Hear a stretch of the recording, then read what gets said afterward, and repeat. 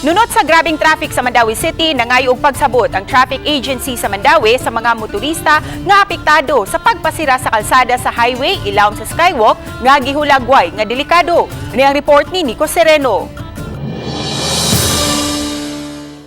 Sugod kagahapon sa hapon, gisirad-an na sa trapiko sa mga manglabayng sakyanan kining parte sa MC Briones Street sa Mandawi City.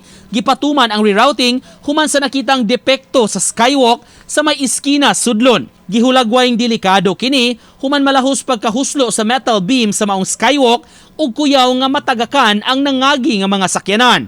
Nangayo og pagsabot ang team sa publiko sa pagpangita og alternatibong agianan sa mga mangagi. Recommend gimi nga di na gin maayo nga pagian kay para safety sa tao kay wa ta kay baw muhagsa.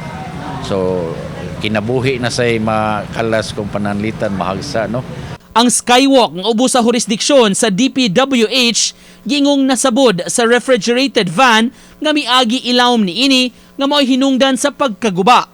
Ang ikaduha nga naka-damage is during sa kadlawon unya mogi nakadakog damage nya wa na mo maklaro ang plate number unsa tong sakyanana. Ang OIC City Engineer sa Mandawi may rekomendar sa pagpa-reroute sa mga sakyanan ug trapiko sa dapit. Gisugyot sab ang pagtangtang ug pagtukod og bag-ong istruktura kay matud pa dili na kini luwas. Uban ni Philip Patricio, Nico Sereno, Balitang Bisdak.